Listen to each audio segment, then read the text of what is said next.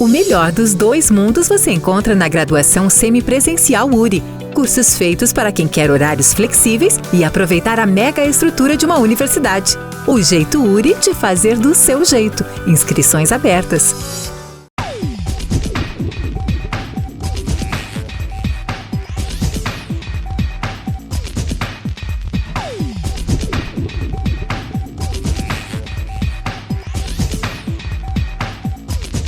Olá, amigos, estamos retornando com o nosso programa Expressão Universitária e hoje, novamente, para falar de um assunto extremamente importante para a universidade, para a área acadêmica e também para vocês aí em casa que semanalmente nos prestigiam.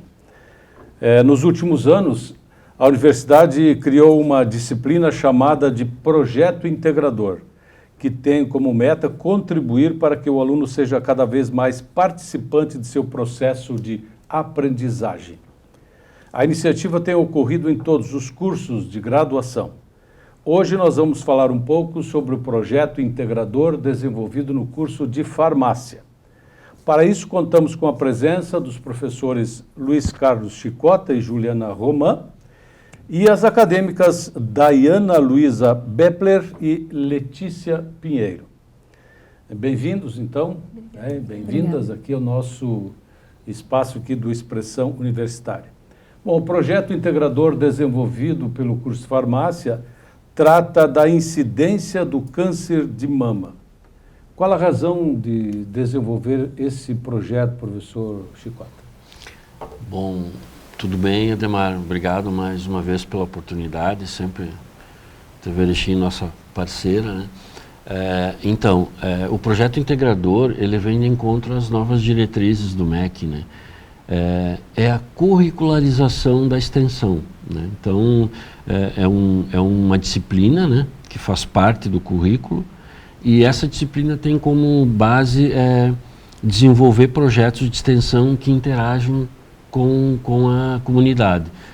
Visto que a nossa universidade é uma universidade comunitária, né, então ela tem que interagir com a sociedade e esse projeto integrador vem de encontro a isso, né, então é muito importante para desenvolver, né, e obedecendo às diretrizes, né, que o MEC exige dos cursos e que atualmente quase que todos os cursos, né, estão indo para essa parte, né, de curricularização da extensão, muito importante.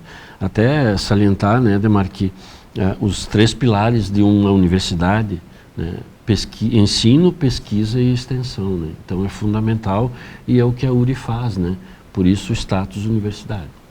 A professora Juliana vem acompanhando isso já há um bom tempo, né, então o que dá para resumir de resultados alcançados até esse momento? O que mudou nesse andar da graduação e do ensino praticado pela universidade e especificamente pelo curso?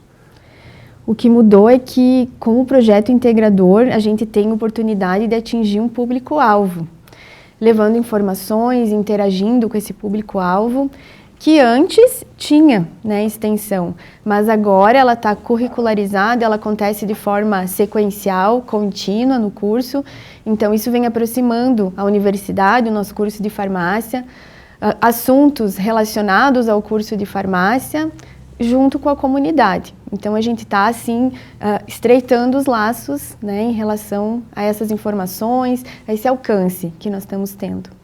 Perfeito, mas antes da gente entrar num assunto propriamente dito aqui, já vamos falar a respeito disso, eu queria ouvir da Daiana e da Letícia, como é que está sendo essa experiência para vocês? Participar, porque quando vocês ingressaram, isso não era feito por vocês, é justamente por quem está no 6º semestre, e é o caso de vocês. Como é que está sendo essa experiência?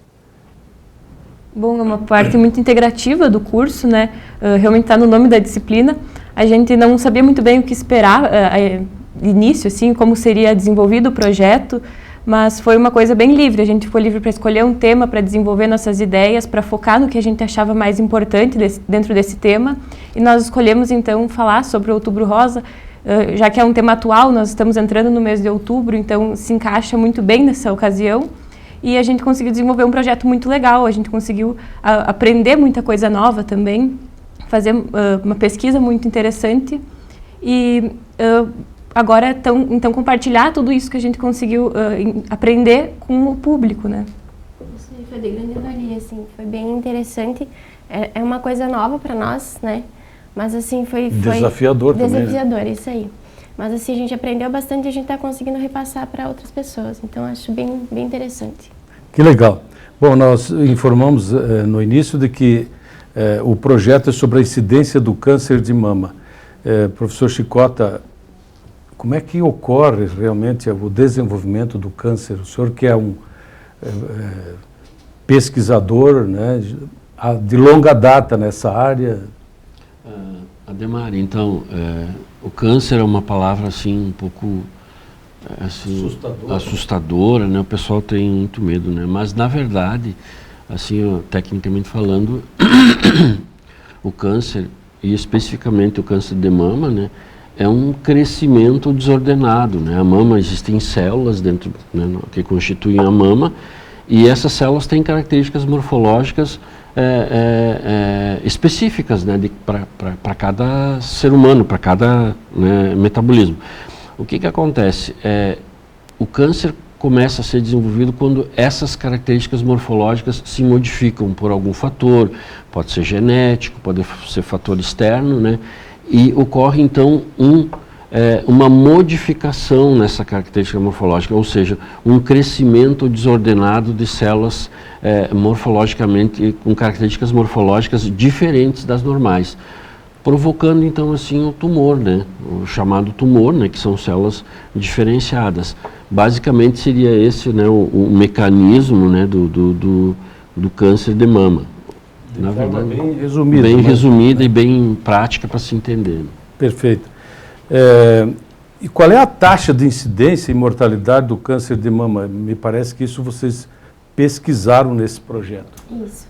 Então, assim, no Brasil, após os tumores de pele, o câncer de mama ele é o mais incidente nas mulheres, principalmente nas regiões sul e sudeste do país. Isso devido à maior urbanização nessas regiões, né? Pela taxa de expectativa de vida ter aumentado nas pessoas e pela predisposição de pessoas de cor branca mais encontrada nessas regiões também. O câncer de pele também é o que mais causa morte na população feminina. Para 2040 são projetados cerca de 28 milhões de novos casos. Isso é um índice muito alto, está correlacionado com hábitos alimentares, alto consumo de álcool também. E outro fator também seria que as mulheres hoje em dia estão optando por não engravidar ou por engravidar mais tarde, né? Então isso também é um fator que pode contribuir para o surgimento do câncer. Isso, nós aqui na Zona Sul somos mais atingidos por isso, por causa dos nossos costumes? É isso? Perfeito. É a predisposição genética, né, da cor branca, né, que tem mais propensão ao aparecimento de câncer. Então, a população de cor mais clara acaba estando concentrada nessas regiões. Tá, existem fatores de risco associados ao câncer de mama? Pela lista que eu tenho aqui são... Existem vários fatores de risco que estão associados a essa doença, entre eles a menarca precoce, que é a primeira menstruação antes dos 11 anos, também ciclos menstruais menores do que 21 dias e a menopausa tardia, que é somente após os 55 anos. Também os fatores relacionados à gravidez, como a Daiana mencionou, então a nuliparidade, que é não engravidar, e engravidar somente após os 30 anos. Já tem alguns estudos que eles nos mostram que a cada ano que a mulher adia a gravidez após os 30 anos, aumenta em até 3% a chance de desenvolver um câncer de mama, e a cada gravidez da mulher essa chance diminui em 7%. Também tem os fatores relacionados à alimentação, como o alto consumo de gordura atualmente. Também a obesidade é um fator de risco devido ao acúmulo de tecido adiposo, que aumenta os níveis de estrogênio da mulher. Também os fatores genéticos, então, familiares de primeiro grau que já apresentaram um diagnóstico da doença. E também por muito tempo se teve a reposição hormonal como um fator de risco, mas atualmente é um risco pequeno, os estudos mostram que é um risco pequeno, de forma geral, não é indicada a reposição hormonal para mulheres que já têm o diagnóstico de câncer de mama ou de câncer de endométrio ou ainda algumas doenças tromboembólicas, mas de forma geral, cada caso precisa ser avaliado individualmente. Quais são os principais sintomas, porque normalmente, e sinais, né? Porque normalmente o câncer dizem que é uma doença silenciosa, mas especialmente o câncer de mama. O câncer de pele normalmente pode aparecer algum sinal, ou seja, algum aviso, mas o câncer de mama... Então, quais são os principais sintomas ou sinais que requerem atenção nesse sentido? Bom, os principais sinais ou sintomas, né, que aparecem, geralmente são percebidos pela própria mulher, né, no autoexame, no seu dia a dia. E o que mais é preponderante, que aparece na maior parte dos casos, é o nódulo, né?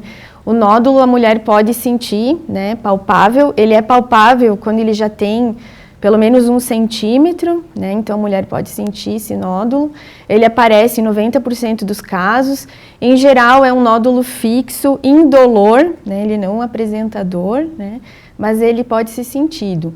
Outras coisas também requerem atenção e merecem ser investigadas, que é alteração da coloração da pele, da mama, vermelhidão na mama, mamas de tamanhos diferentes, mamilo também pode mudar o seu formato, pode ter inversão do mamilo, pode sair secreções diferentes pelo mamilo, esbranquiçadas, sanguinolentas. E também é muito importante destacar a presença de linfonodos aumentados na região da axila, que são popularmente o que a gente conhece de íngua, né? Então ele pode estar aparecendo esses nódulos, já é um indicativo, né, de células, de problemas aí relacionados a locais próximos como a mama. Vejo então a importância da prevenção disso, né? Então, acho que a prevenção, então, como toda e qualquer doença, lógico, né? Mas neste caso, as mulheres, evidentemente, né? Embora depois a gente vai falar, o câncer de mama não é só nas mulheres, às vezes tem casos que dá também em homens, depois o professor Chicote pode até detalhar um pouquinho a respeito disso. Então, Daiana, a prevenção é importante, né? Sim, estudos mostram que até 50% dos casos poderiam ser evitados por meio da prevenção. No Brasil, aproximadamente 27% de todos os casos e 34% de todas as mortes causadas por câncer poderiam ser evitadas por meio de hábitos mais saudáveis, né? Manter o peso corporal adequado, fazer atividades físicas, né? Diminuir o consumo de álcool, não fumar, né?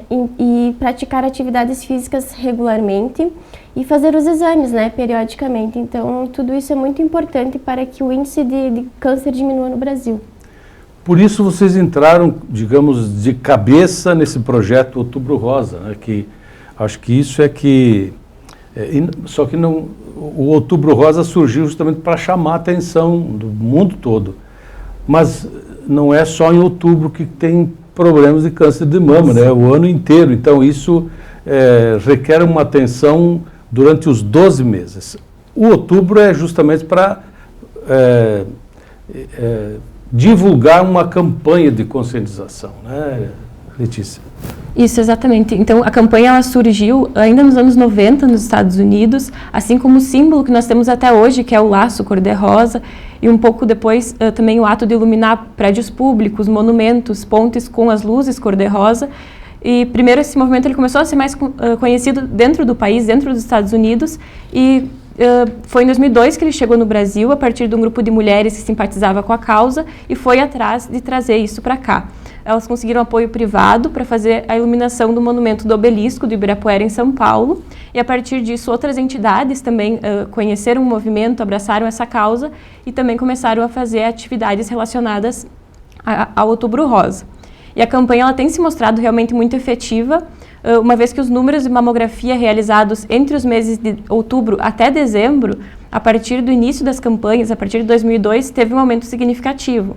Também as pesquisas no Google pelos termos mamografia e câncer de mama têm um pico muito mais alto no mês de outubro. Então isso tudo nos mostra que realmente essa campanha tem servido como um alerta, como um lembrete para que as mulheres mantenham em dia esses exames de rotina que são tão importantes para a prevenção dessa doença. Como é que é feito o diagnóstico do câncer de mama? Que exames são importantes? O diagnóstico do câncer de mama, ele envolve uma combinação de fatores. O primeiro é o exame clínico, que o paciente faz no consultório do médico, onde o médico vai apalpar o paciente, vai, né, ter essa visão clínica. A partir daí, ele prescreve exames de imagem, que inclui mamografia, pode ser ultrassom também, ou ainda ressonância magnética. A mamografia, no entanto, é o exame, né, mais indicado para observação, né, para o diagnóstico. Segundo a Sociedade Brasileira de Mastologia, a mamografia é indicada anualmente para mulheres a partir de 40 anos. Então, é muito importante para o diagnóstico precoce, né, o exame de imagem. E aparecendo alguma coisa suspeita no exame de imagem, o diagnóstico pode ser completado com a biópsia. A biópsia, então, é a retirada de células de uma parte, né, do tecido ali no local suspeito e vai ser enviada para exame histopatológico. A partir daí se detecta o tipo de câncer, né, o tipo celular, o tipo de câncer. Já se tem uma ideia, então, do direcionamento do tratamento, do estágio que esse câncer se encontra, né? Então, tem toda essa combinação de coisas para a gente chegar num diagnóstico. E sempre há aquela suspeita, né, da mamografia, eventualmente sai na mídia, né, nas redes sociais, aquela desconfiança, né, de fazer a mamografia anualmente, né?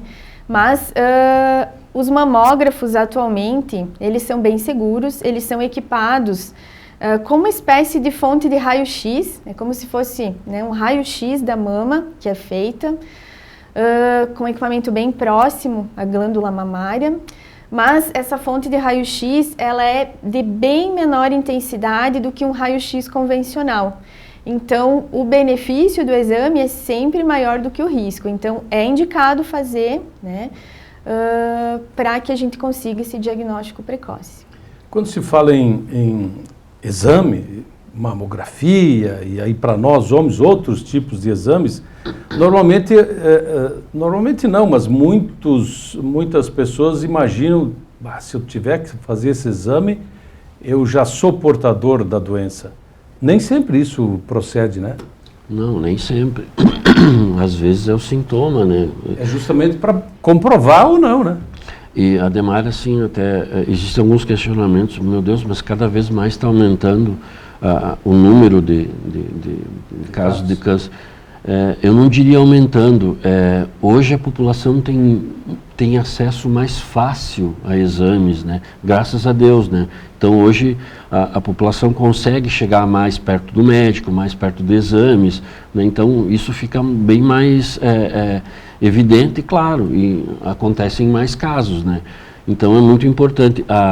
O exame anual é fundamental. Eu vinha falando até com os gurias vindo para cá, que é uma das patologias que melhor pode ser combatida, porque pela precocidade, quando se fizer o diagnóstico, quanto mais cedo, tem uma evolução quase que 100%, né, de cura. Então é muito importante, por isso que ela falou da campanha, é fundamental, isso não é só agora, né, todo ano, né, mas é importantíssimo.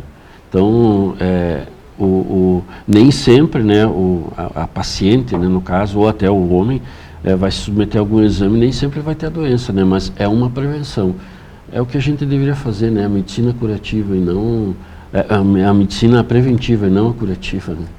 E nesses casos todos aí, como é que se dá o tratamento depois do diagnóstico da doença? Claro que o tratamento, desde que positivo, né? Exato. Então, claro, né, sempre, como a professora Juliana falou, um dos primeiros sintomas que a pessoa se conhece, ela vai fazer a consulta com um médico, né, principalmente o médico oncologista, e a partir se estabeleceu um diagnóstico, aí se planeja, né, o médico oncologista o melhor tratamento. Pode ser quimioterapia, radioterapia, enfim, né, são várias os tratamentos disponíveis, né, e é muito importante isso. existem também alguns cuidados que se deve ter, até comentando também com a professora Juliana aqui, com relação, hoje se tem um cuidado muito, assim, não é tão comum, mas não é para todos os tipos de patologia, né, todos os cânceres. A touca, por exemplo, que o pessoal utiliza, principalmente as mulheres que têm câncer de mama, elas utilizam aquela touca para não cair o cabelo, né, que é uma touca térmica, né? Na verdade, essa touca, ela tem uma diminuição na temperatura, né, da cabeça, se coloca, a cada 30 minutos deve-se ter um espaço, né, um espaçamento, trocar, mas ela baixa a temperatura até 18 graus, né, e mantém então uma vasoconstrição, ou seja, o quimioterápico ele não chega lá na raiz do cabelo, né, então evita a queda. Nem todo mundo pode usar, nem todo mundo tem um resultado muito bom, né? Então são alguns cuidados que se tem, né?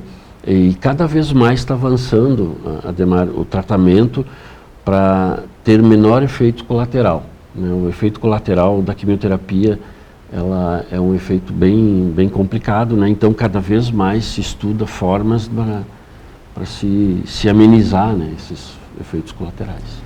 Ainda falando do tratamento, o tratamento ele é bem individualizado para cada pessoa, depende bastante do tipo de câncer, do estágio desse câncer, e também depende bastante de fatores individuais, né, próprios da pessoa. E esse tratamento ele pode ser uma combinação de várias coisas. Ele pode ser tratamentos mais locais, como cirurgia e radioterapia. A cirurgia ela pode ser remoção total da mama ou parcial da mama. Hoje em dia sempre se busca, né, a melhor preservação da parte saudável da mama. E também envolve tratamento sistêmico, né, que vai acabar atingindo o corpo todo, que é a quimioterapia, tratamentos hormonais ou a imunoterapia. A imunoterapia são tratamentos mais específicos para determinados tipos de tumor, que tendem a ter um foco de tratamento mais nas células tumorais e menos nas células saudáveis. Então, hoje em dia, os tratamentos estão evoluindo sempre para evitar todos esses efeitos colaterais que debilitam bastante a pessoa. A gente sabe hoje e pode ser uma combinação desses fatores, desses tratamentos todos. Em geral, a imunoterapia é associada à quimioterapia, não é individual, né? E a quimioterapia, ela é um tratamento que acaba diminuindo a replicação das células, né, tumorais, que são de alta replicação. Então, diminuindo esse tipo de replicação, ele acaba atingindo todas as células do corpo saudáveis, que também são de alta replicação, que é, por exemplo, cabelo, células do epitélio da pele, do tubo digestivo. Então, todas essas acabam ficando prejudicadas e por isso, né, hoje, dessa possibilidade de usar a touca térmica também nos tratamentos. Mas antes de a gente encerrar, eu queria saber das nossas acadêmicas aqui, porque vocês estão realizando esse trabalho não apenas para cumprir com o desejo do colegiado aí, dos professores, mas como é que esse trabalho está sendo feito, está sendo divulgado? E esse eu acho que é o desafio de vocês, multiplicar essas informações, fazer chegar essas informações ao público. Que ferramentas vocês estão usando? Essa que nós estamos fazendo hoje aqui é uma delas? Isso aí. Então a gente foi o grupo, né, escolhido para divulgar na televisão, então essas informações. E eu acho assim que está sendo bem bom, assim, sabe, para todo mundo. Então não só para a gente, mas para todo mundo que ouve essas informações, né? Veículos de comunicação é para a gente comunicar, para a gente informar. Eu acho que esse trabalho de vocês precisa realmente chegar na casa de todo mundo. Isso, nós também escolhemos, além dessa forma de televisão, né, por vídeo, assim, fazer alguns posts para o Instagram, porque hoje em dia a rede social é uma coisa que quase todo mundo tem acesso, muita gente passa muito tempo, né, em contato ali, olhando, então a gente fez alguns posts para o Instagram da farmácia, da URI, para o Instagram do curso de farmácia da URI, e eles vão ser publicados ao longo desse mês também, para quem quiser acompanhar. Perfeito. Uma última colocação, professores, isso é um dos trabalhos desenvolvidos, existem outros? Existem outros trabalhos, então a turma se dividiu em grupos, cada um pôde escolher o seu assunto e pôde escolher a forma de divulgar o seu assunto para atingir um público-alvo. Então o grupo aqui presente, né, foi selecionado aí para divulgar o seu trabalho na forma de televisão e redes sociais. Outros grupos já divulgaram seus trabalhos nas rádios aqui da cidade e também em redes sociais. Outro grupo fez uma entrevista com um médico a respeito de infarto. Então, cada grupo escolheu um assunto relacionado à saúde ou à utilização de medicamentos, né, assuntos relacionados à farmácia, e estão divulgando de formas diferentes em meios de comunicação. Tem uns podcasts lá que vocês produziram lá junto ao nosso estúdio e que está disponível no YouTube da URI. Perfeito. Eu só queria ressaltar, né, professora Juliana, que a turma 2021 foi desafiada e a resposta foi muito boa, sabe? A gente achou muito interessante, colocou o desafio, elas buscaram, então essa turma está de parabéns. A gente fica muito feliz por isso, né? Pela resposta que foi dada pela turma, né? Então, muito interessante, e agradecer também a TV Erechim por mais essa oportunidade. Perfeito. Então nós conversamos no programa de hoje aí com os professores Luiz Carlos Chicota e Juliana Roman e as acadêmicas Dayana Bepler e Letícia Pinheiro a respeito do projeto integrador desenvolvido pelo curso de farmácia que tratou da incidência do câncer de mama. Grato pela presença de vocês e a vocês aí em casa que semanalmente nos prestigiam. Nosso abraço, até a semana que vem.